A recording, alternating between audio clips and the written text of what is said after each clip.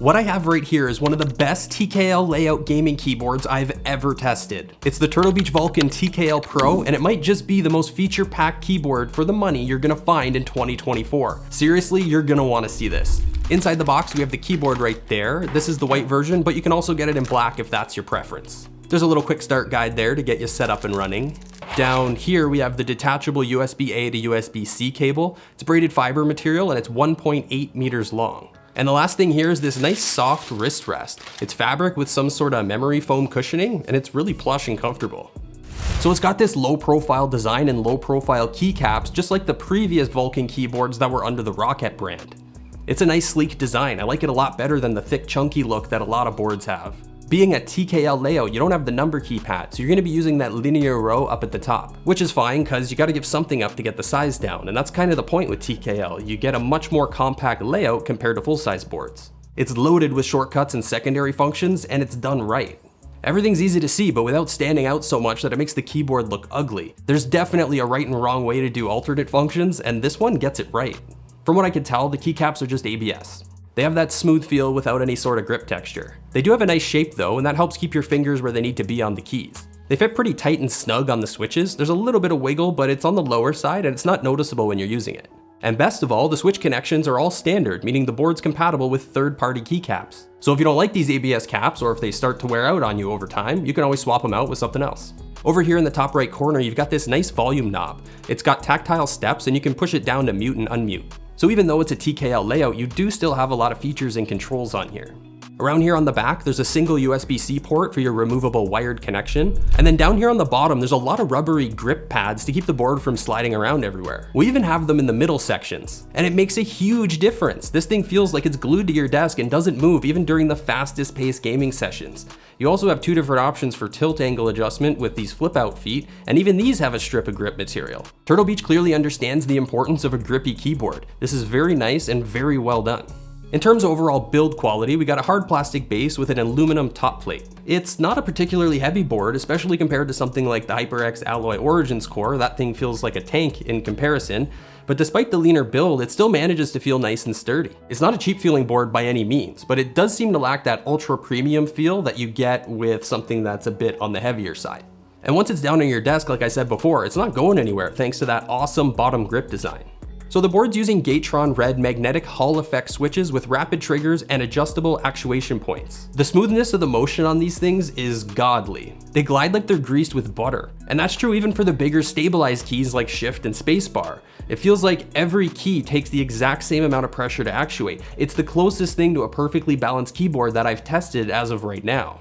Usually I can feel at least a small difference between stabilized and standard keys, but not here. It's another huge win for the Vulcan 2 TKL Pro. Plus the sound profile's nice and neat and clean without any weird pinging or ringing noises. Here's a quick sound test.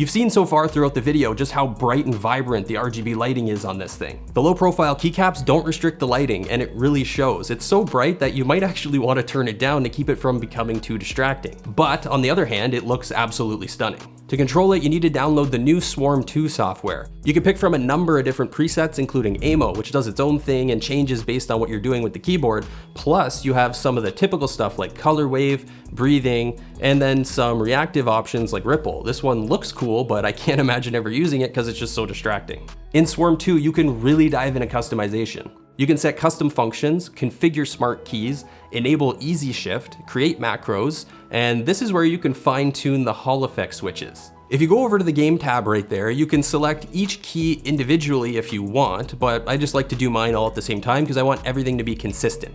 Then you can come over here and set the actuation point in 0.1 millimeter increments from 0.1 all the way up to 4 millimeters. Plus you can check this box right here and enable a custom release point as well, and then you can set that here too.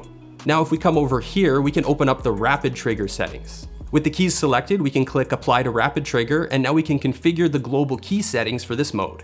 We can set the actuation point, the end of the actuation point, and the upstroke in here. Then confirm, and now when you enable game mode, it's going to use this rapid trigger profile. There's also multi-input settings. You can choose an option from the drop-down menu and then get multiple options there. Then you have some controller settings as well that you can play around with.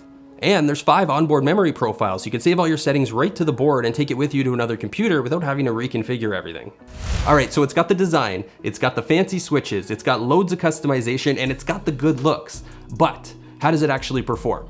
My go-to game right now is Apex Legends, and I think it's a perfect game to test mice and keyboards because of the non-stop, fast-paced action. It requires a lot of rapid key presses and quick response time if you want to have any sort of chance of winning. I'm just gonna cut right to the chase. This is my new favorite gaming keyboard. The smoothness and responsiveness of these switches is next level good. To be fair, it does help that I'm already used to the low profile keycaps from the Rocket Vulcan 2 Max, which is my main keyboard, so there wasn't much of an adjustment period for me. But man, this one takes the experience to a whole new level. It all comes down to how these switches feel. The smoothness and consistency of each keystroke makes for one of the best keyboard gaming experiences I've ever had.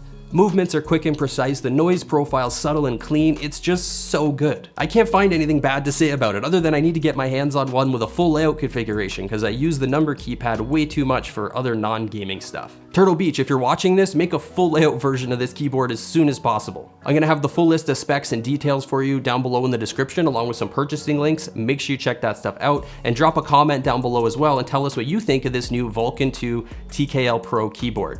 Give the video a thumbs up and get subscribed on your way out, and we'll see you soon.